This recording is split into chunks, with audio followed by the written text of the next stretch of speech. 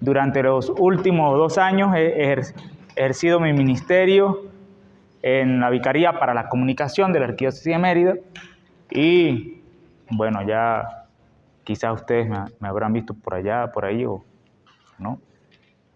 Entonces pensaba decir, como esto es una comunicación muy especial, es una comunicación de fe, es una comunicación de iglesia. Vamos a empezar hablando de Dios. Entonces me fui a la biblioteca, empecé a buscar sobre comunicación. Y la primera comunicación, ¿cuál creen ustedes que sea? ¿Ah? Sí, pero antes de la oración. Antes de la Eucaristía.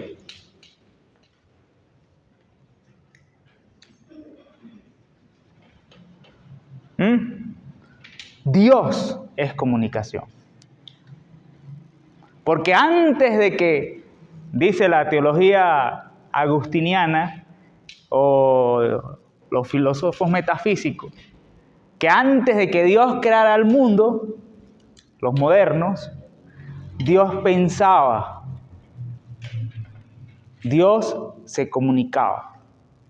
¿Con quién se comunicaba Dios? Consigo mismo.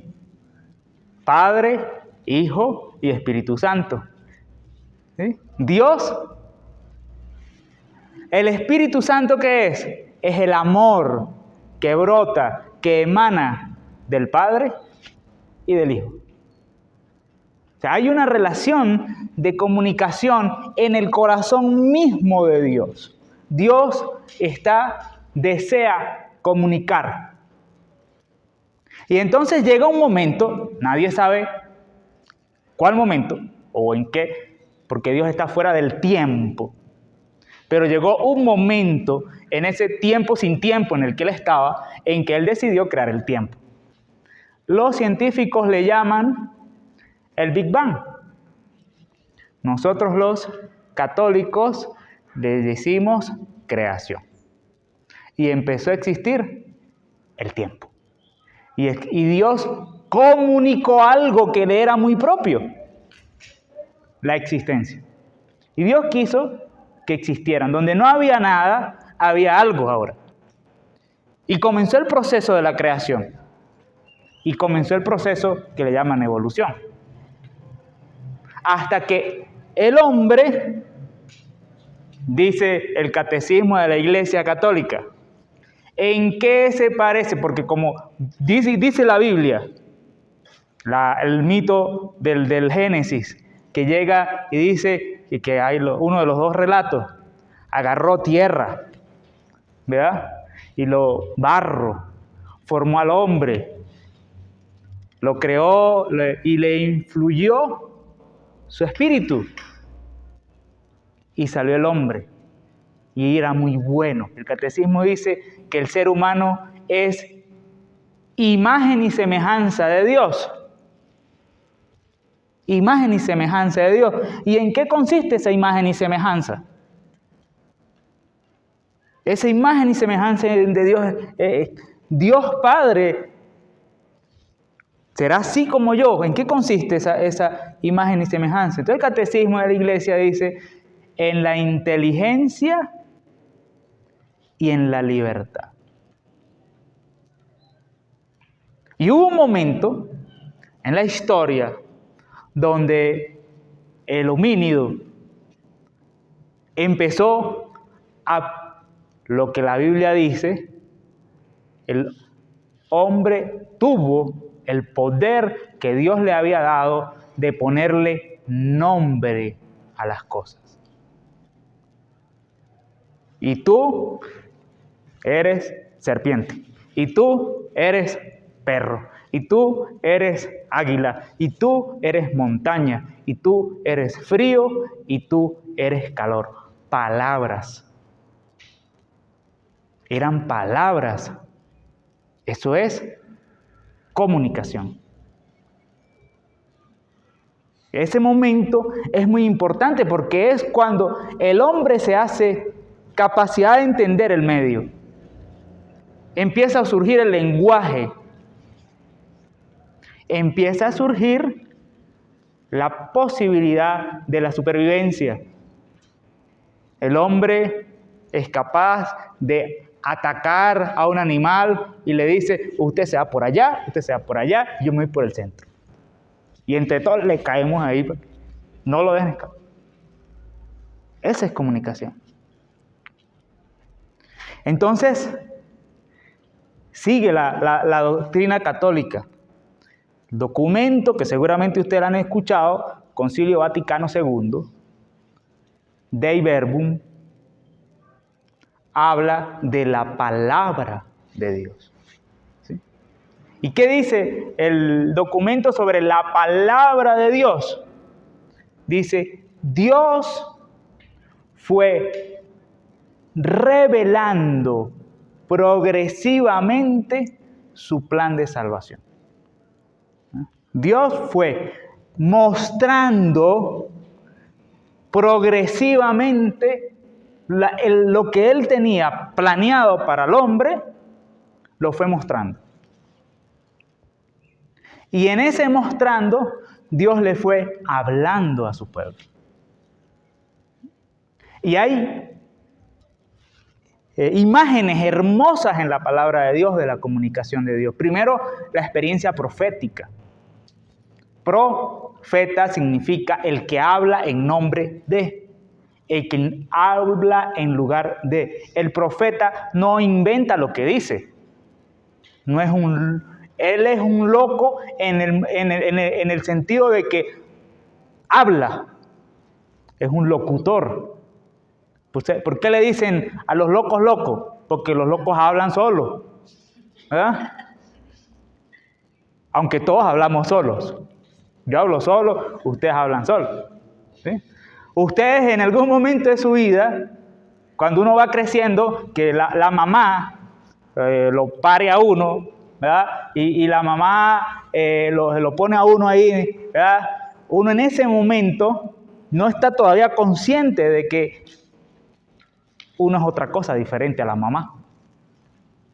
Y después uno se va comunicando con uno mismo y va tomando autoconciencia de sí. Va tomando percepción y el niño se mira las manos y va tomando capacidad. Entonces una frase del Salmo, por ejemplo, que dice, ustedes la han escuchado seguramente en la liturgia, y a la nube le pasa el mensaje. Una piedra a otra se la susurra. Algo así dice. ¿No lo has escuchado? Hay un salmo que lo dice. O sea, la experiencia de la comunicación de Dios a través de la creación. Dice Elías, creo que es Elías, ¿no? Que él está buscando a Dios. Entonces él ve el fuego y no consigue a Dios. Ve una tormenta, un rayo y no consigue a Dios. Y después siente una brisa suave y ahí entiende a Dios. Dios quiere ser entendido.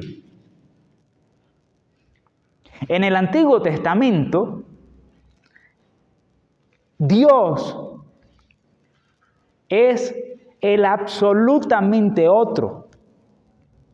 No sé si ustedes han escuchado eso, ¿no? Que Dios es absolutamente otro.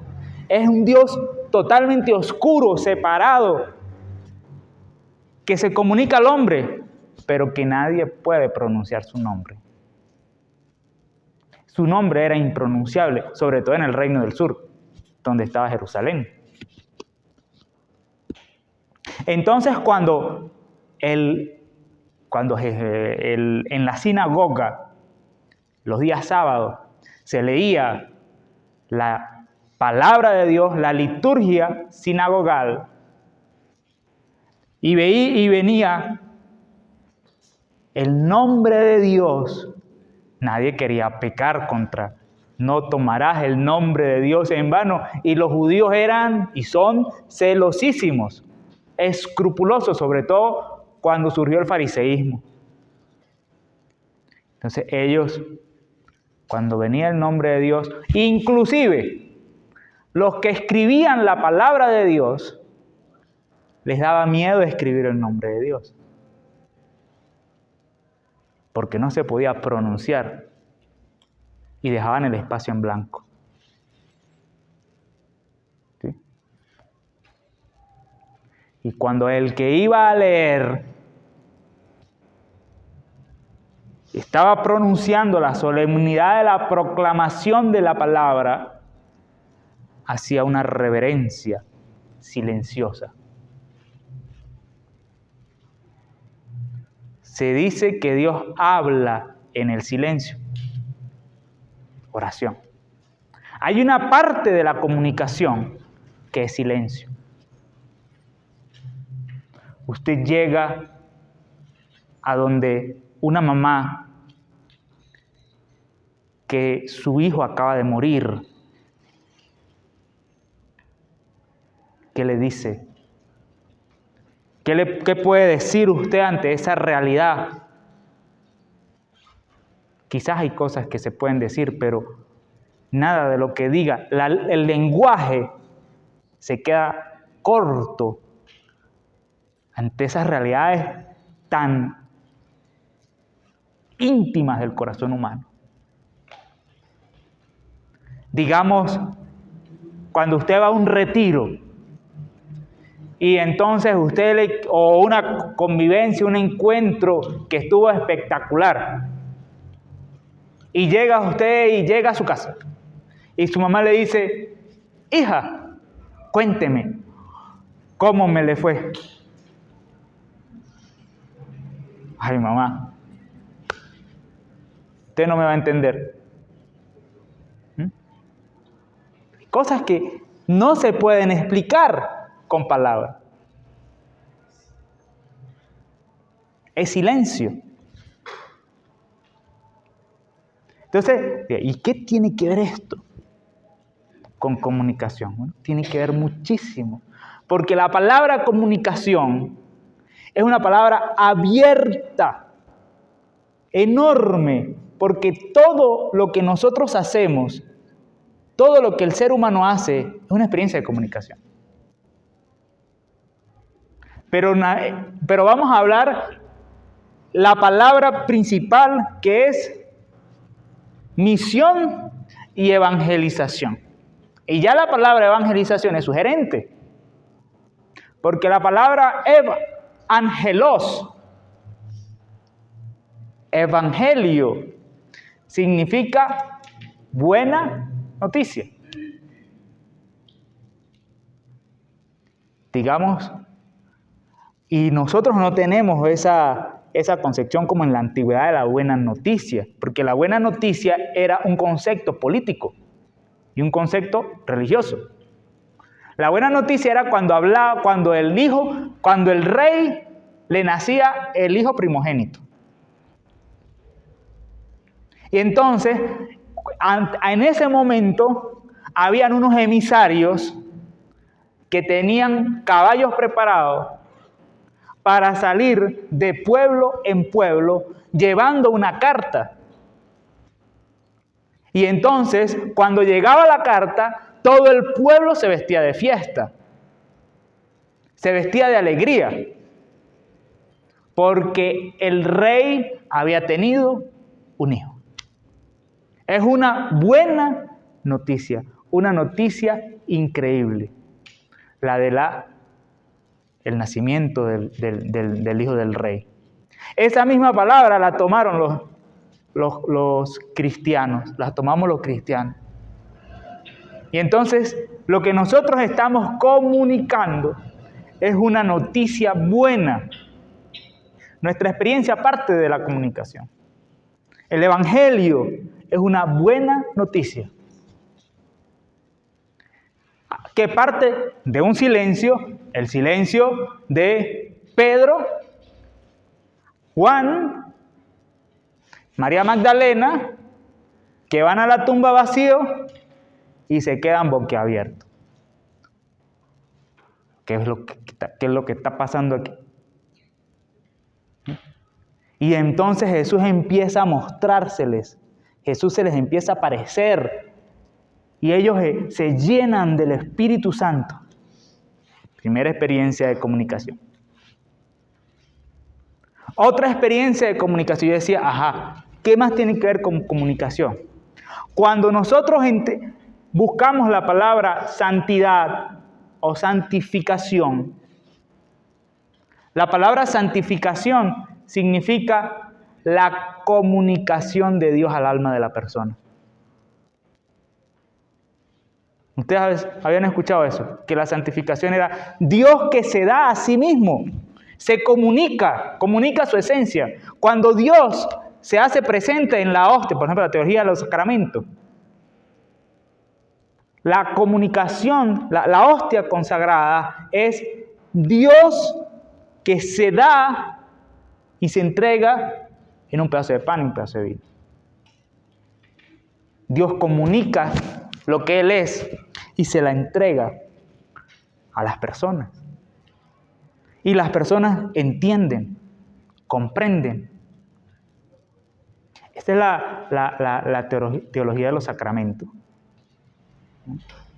La teología de la santificación o lo que diríamos la gracia santificante. Lo que dan los sacramentos, ¿qué es? ¿Qué son los sacramentos? Dice la teología de los sacramentos, dice que un sacramento es la unión de forma y materia. ¿Y cuál es la forma del sacramento? La forma del sacramento es la palabra que el sacerdote pronuncia a la hora de celebrar el sacramento. Cuando el sacerdote dice, yo te absuelvo de todos tus pecados en el nombre del Padre, del Hijo, del Espíritu Santo. Amén. Cuando se une la intención, la palabra y el gesto, hay sacramento. Cuando se une el agua más la palabra que dice, yo te bautizo y yo tengo la intención de bautizar en nombre del Padre, del Hijo y del Espíritu Santo, y esa palabra y esa materia le comunica al niño algo de Dios. Y comienza ese niño a ser templo del Espíritu Santo. A través de la palabra. Es la palabra lo que hace el milagro. Jesús dice, y yo te digo, levántate. Y yo te digo, estás curado. Pero Jesús no solamente sana con la palabra, sana también con las miradas, sana con los gestos.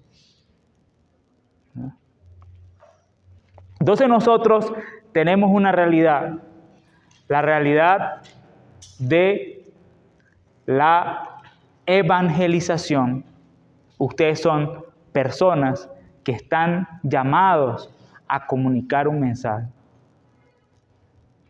¿Y a través de qué herramientas nosotros estamos ahorita predicando la palabra de Dios? ¿Qué herramientas estamos utilizando para la predicación de la palabra?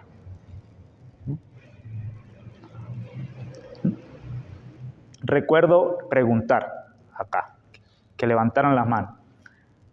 ¿Quiénes de ustedes tienen Instagram? Levanten la mano. Instagram, todos, menos uno. Ajá.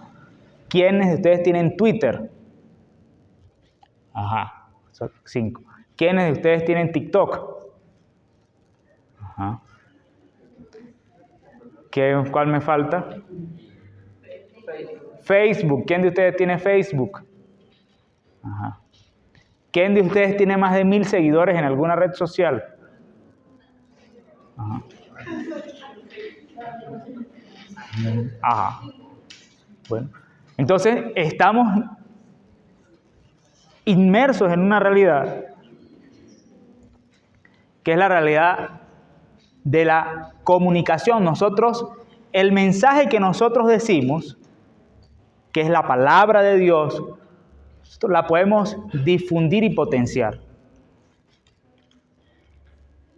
Y para eso existen los medios de comunicación. Los medios de comunicación antes se le llamaban medios de masas, ¿no? Ahora la tendencia es más red social. Y es una gran oportunidad. Una gran oportunidad porque usted utiliza una radio, usted lee la palabra de Dios, o predica o proclama la palabra, y ese proceso está llegando a quizás miles de casas que sería imposible abarcar personalmente. ¿Cuánto tardaríamos nosotros en visitar 1000 casas? ¿Cuánto tardaríamos nosotros en ir puerta por puerta a visitar 1000 hogares? Muchísimo. Trabajo agotador. Los medios de comunicación nos permiten que la palabra de Dios llegue a la mayor cantidad de personas posible, a menor costo posible. Si usted se pone a sacar la cuenta de lo que usted tiene que invertir para visitar todo eso, le va a salir más barato con un medio de comunicación. Y cada medio de comunicación tiene su particularidad, su forma de entenderse, su forma de generarse. Vamos a dejar eso entre paréntesis, vamos a ponerlo aquí, ¿verdad? Entre paréntesis a un lado. Y vamos a hablar sobre qué es la Vicaría para la Comunicación de la Arquidiócesis de Mérida. ¿Sí? Porque se nombra mucho, pero nadie sabe qué es. O sea, la Vicaría para la Comunicación y la Vicaría para la Comunicación, ¿no? Resulta que en la Iglesia Católica hay como una línea de comunicación que viene desde el Vaticano, que es el Departamento de Comunicación, que incluye Vatican News, Radio Vaticana, que es la línea comunicacional de la Iglesia, que a su vez va desde la Conferencia Episcopal, el Departamento de Comunicación, y los departamentos arquidiocesanos o diocesanos de comunicación. La idea, en teoría, busca que tengamos una línea comunicativa en la Iglesia. Entonces, la Vicaría para la Comunicación aglutina en este momento a 2 televisoras, Televisora Andina de Mérida, Televisora Basílica de Timotes, y aglutina unas 6 emisoras aproximadamente, y aglutina varias redes sociales de la arquidiócesis y lideriza la pastoral de medios de algunas parroquias. Además que tiene una cantidad interesante de grupos de WhatsApp, de Telegram, para difusión de contenido. Entonces, la Vicaría para la Comunicación busca ser el eje central de la comunicación de la Iglesia. Y la que debería llevar el liderazgo en ese particular. Entonces nosotros estamos viviendo el mundo en el cual las redes sociales forman parte ya, el Internet y las redes sociales forman parte de nuestra vida cotidiana. No podemos pensar una persona de hoy, por lo menos, que nunca haya usado WhatsApp, una red social. Yo creo que tendría que ser como un indiecido por allá, pero de resto es muy difícil. O una persona que no se haya metido en una computadora, o una persona que no haya escuchado radio, una persona que no haya visto televisión. Es muy difícil entender una persona del tiempo contemporáneo, del tiempo actual, que esté alejado de los medios. Y nosotros estamos siendo impactados a través de los medios de comunicación. Está haciendo calor, ¿será que podemos abrir las puertas, las ventanas? Es imposible pensar nosotros el mundo actual sin los medios de comunicación.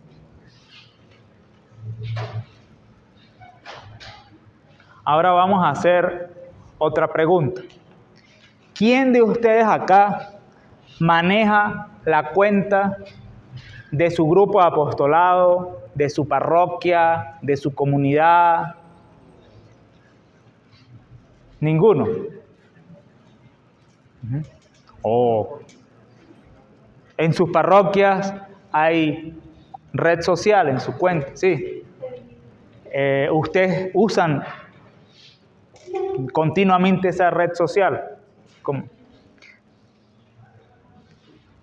Fíjese que el día de ayer hubo algo interesante,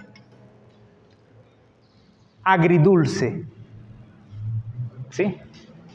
¿Qué pasó? Siempre que hay una noticia sobre la iglesia, los periodistas me preguntan. Entonces, yo estaba terminando de celebrar la misa y veo en el WhatsApp un WhatsApp de un periodista conocido aquí en la ciudad. Y me manda una captura. Porque hay una cuenta de Instagram que suele publicar noticias falsas o noticias medio verdades, que es Mérida Noticias, Mérida al Día. Mérida al Día. Entonces, le tomaron una foto a una cartel de la parroquia del Oscuro, donde estaban los estipendios, la subieron, se la mandaron a Mérida Noticias, esa noticia al día, Mérida al Día, y ellos la subieron a Mérida al Día porque ellos tienen una política declarada anti-iglesia. ¿Sí? Ellos buscan cualquier información y la tergiversan con tal de hacerle daño a la iglesia. Eso mismo había ocurrido para esta fecha en el año pasado, porque normalmente suele ocurrir para las fechas de las primeras comuniones y confirmaciones. ¿Sí? Porque hay que pedir estipendios, porque hay que pedir colaboraciones. Entonces, como teníamos una mentalidad de lo todo gratis, y yo cuando llegue a la casa lo reviso. O sea, bueno, está pasando esto, y me meto en los comentarios. Ya lo habían hecho en una oportunidad. Que resulta que ellos hicieron una publicación en contra de la iglesia y la gente empezó a defender a la iglesia en los comentarios y ellos la eliminaron. ¿Sí? Lo mismo les pasó ayer. ¿Sí? O sea, la gente, en vez de atacar la iglesia, empezaron a defender al padre. Pero ¿cómo va a sobrevivir la iglesia? Que los padres también tienen que comer, que no sé qué. Eso es un simple ejemplo. Hubo una niña, creo que fue en Australia. Ella era una niña de primaria, le daban el almuerzo, el desayuno en la escuela, y la niña se le ocurrió la brillante idea de que todos los días ella iba a tomarle una foto a la comida de la escuela y la iba a subir a sus redes sociales. ¿Sí? ¿Sí? Y la niña empezó a subir la foto. Entonces la niña le hacía un comentario. Hoy a la comida le salió un pelo. ¿Verdad? Hoy la comida estaba deliciosa. Hoy la comida estaba medio. y hacía un comentario. Resulta que la gente empezó a esperar la foto del día. Y la gente esperando a ver qué le iban a dar a la escuela, en la escuela a la niña. Y empezó a ganar muchísimos seguidores, pero muchísimos, miles de seguidores, la niña. Entonces, habían días que la comida era buena. Y a veces habían días que la comida era malísima. Hasta que se enteró el director. El director llamó a la niña porque como esta realidad de las redes sociales es tan novedosa, muchas veces no sabemos cómo afrontarlas institucionalmente. Llamó a la niña y le dice, déjeme decirle que usted tiene prohibido subir fotos a las redes sociales de su comida so pena de expulsión. Entonces, ¿qué hizo la niña? Ay, no, y de paso, ¿no? La niña llegó y abrió un blog y ahí escribía y llegó a tener miles de seguidores de todo el mundo en ese blog porque ella hacía las reseñas de la comida, contaba anécdotas de la escuela. Entonces ella en la noche escribe un texto y dice, en mi escuela me han prohibido seguir subiendo fotos de la comida. Por lo tanto, quiero decirles que este va a ser mi último post y mi último artículo. Le llegaron tantos correos electrónicos al alcalde del pueblo que el alcalde se comunicó con el director porque se había creado un problema para el municipio por una niña que le tomaba fotos al almuerzo. En el fondo, la red social es empoderamiento. Empoderamiento, entre comillas. ¿Sí? Tenemos la capacidad, digamos, en una época, teníamos la capacidad de llegar a muchas personas con un tweet, con un video, con una foto. Y eso es una oportunidad enorme para la evangelización. En el mundo de las redes sociales hubo un cambio, hubo un punto de inflexión. Un antes y un después hace 2 años. La pandemia. ¿Sí? Y la pandemia, antes de la pandemia, la gran red social era Instagram. Instagram se había convertido, porque eso también vende muchísimo, ¿sí?, en la gran vitrina de las marcas. Entonces, en las redes sociales, la publicidad es diferente. La publicidad no es algo tan invasivo, sino algo de donde usted llega y sale tomándose un refresco, eso ya es publicidad. O si usted llega, los grandes influenciadores de opinión. ¿Usted cree que, dígame un influencer grande, importante?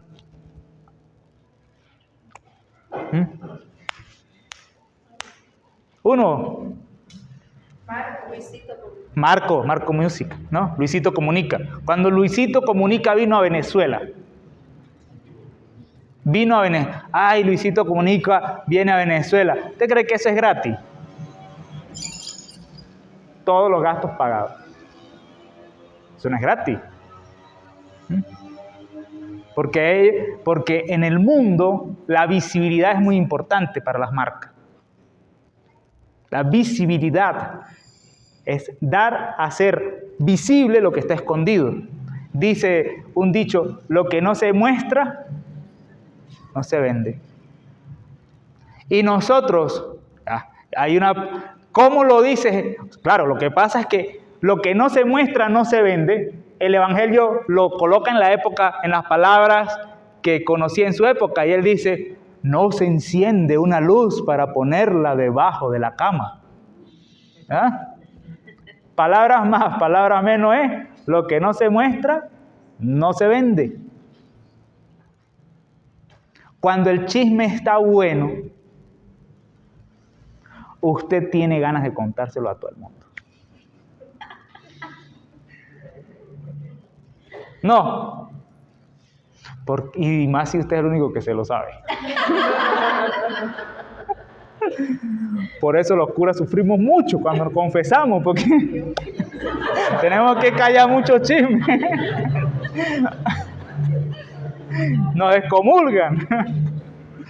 No, pero cuando usted sabe algo que es importante, usted se lo quiere comunicar a todo el mundo. Los grupos de WhatsApp de los barrios.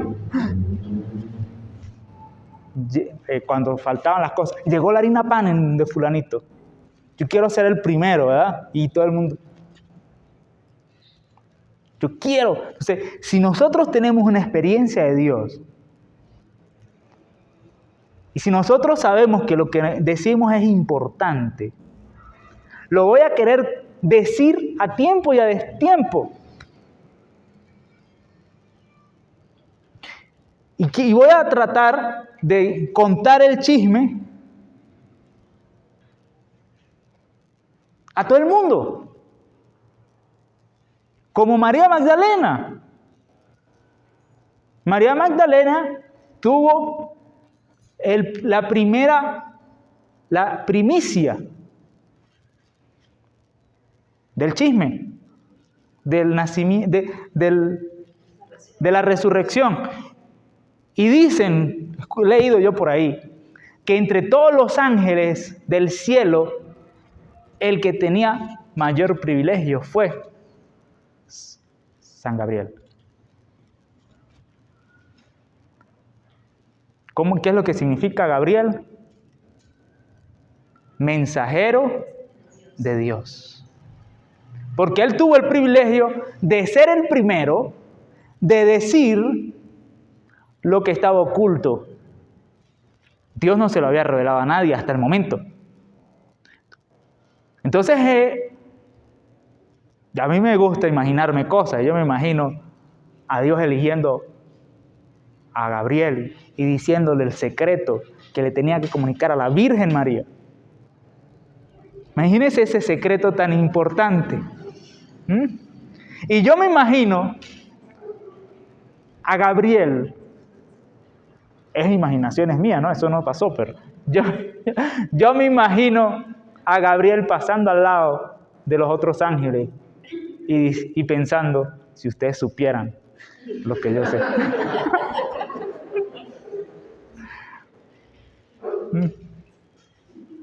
Y cuando él se lo revela a la Virgen María no lo entiende. No tenía posibilidad de entender. Entonces la red social es ese potenciador que tiene sus mañitas. ¿Sí? O sea, es una ventaja y una desventaja. Es una posibilidad grande, pero es un reto también. Cada red social tiene su segmento. No sé si ustedes han escuchado eso que dicen que se llama algoritmo.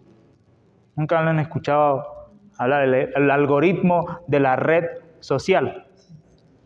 ¿Sí? El algoritmo es lo mismo que sucede con YouTube y con Google.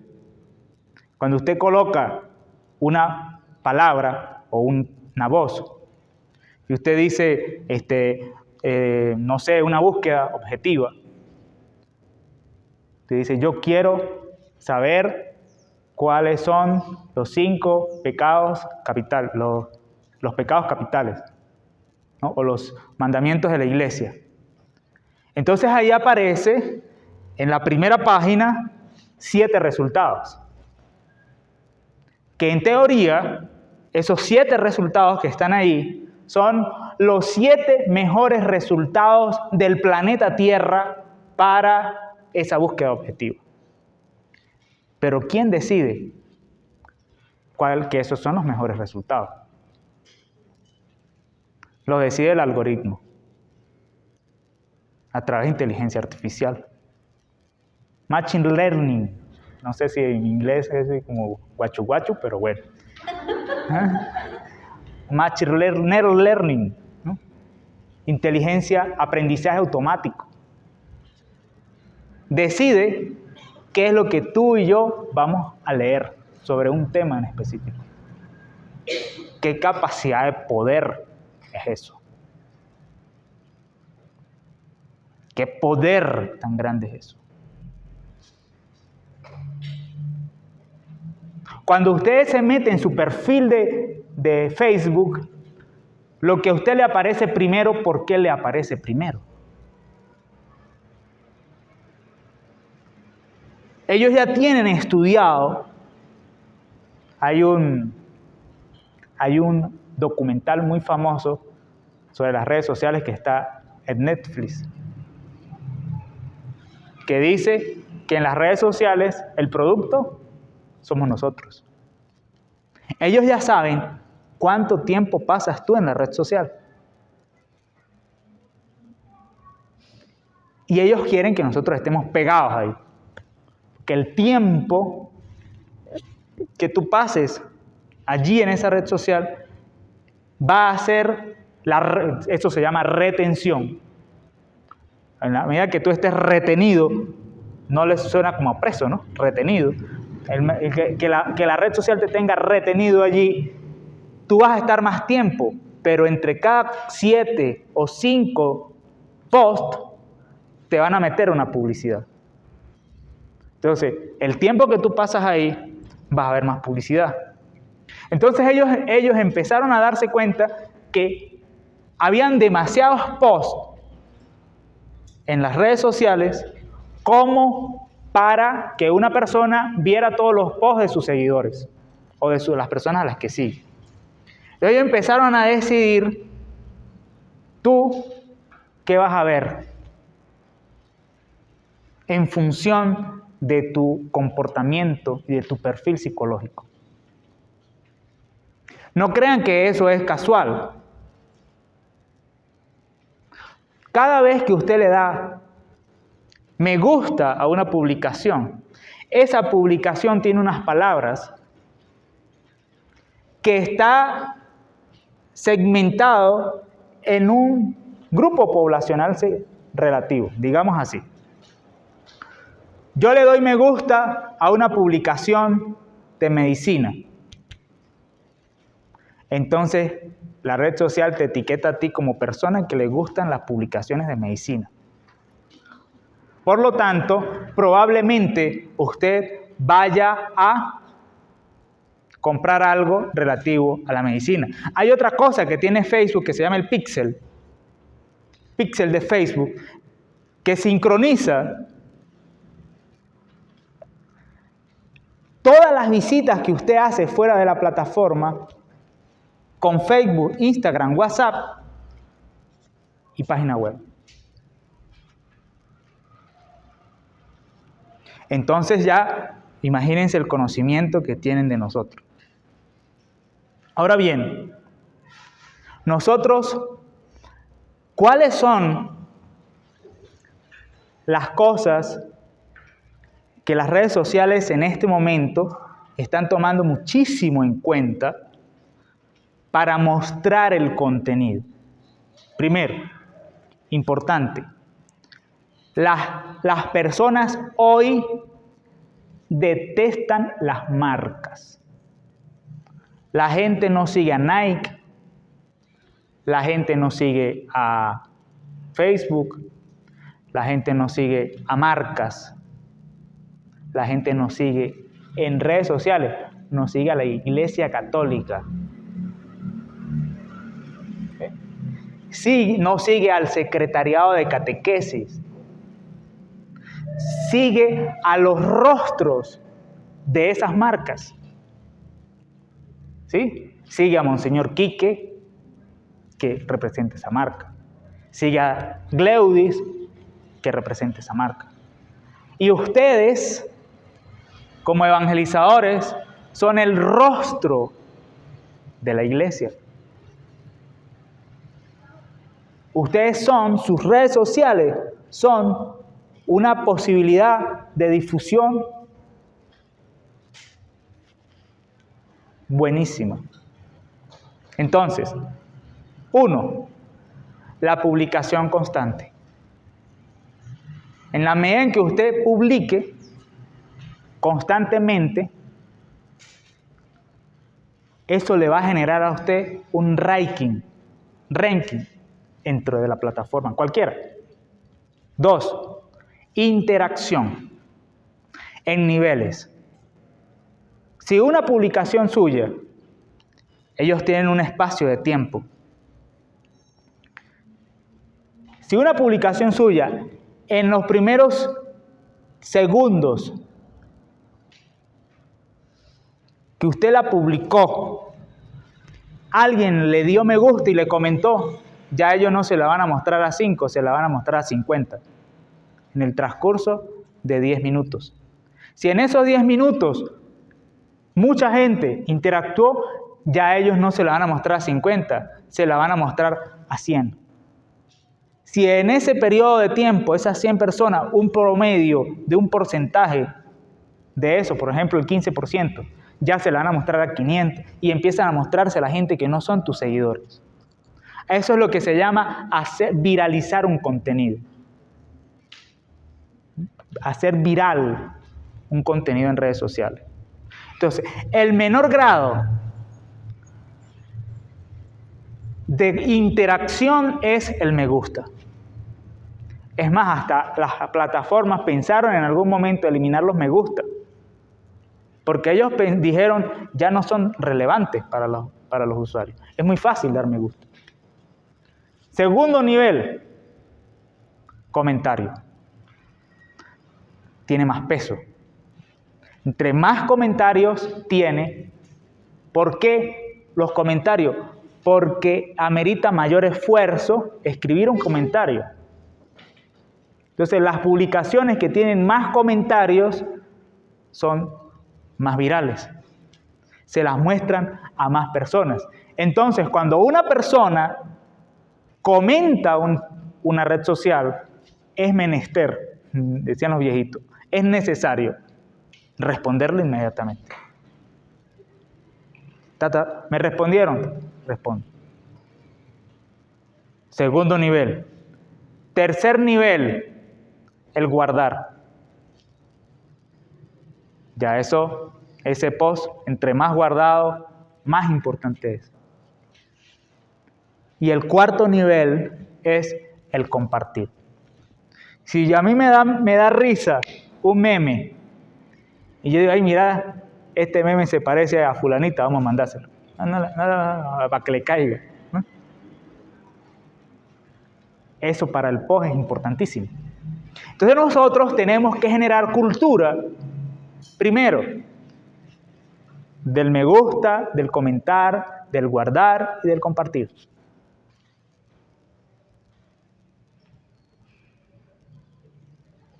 Toda la acción nuestra es una acción evangelizadora. Una evangelización no invasiva.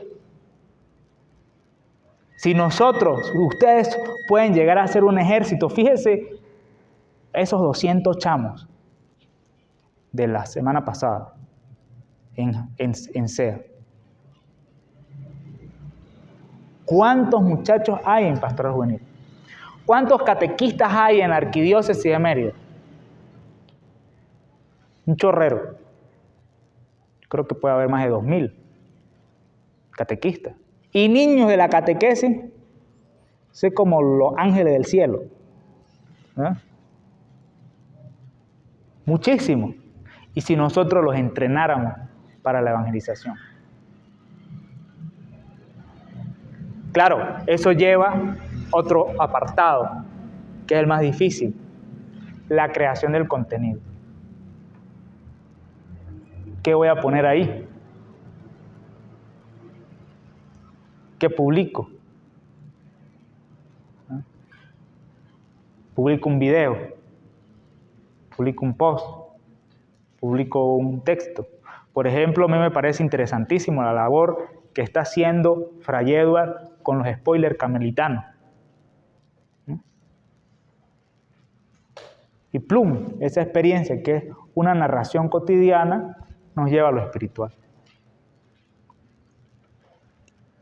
Ya me están haciendo señas que ya es punto y final. ¿No?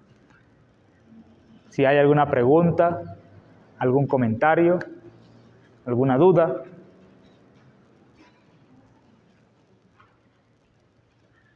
Todo está consumado. Bueno, pueden ir en paz. Gracias.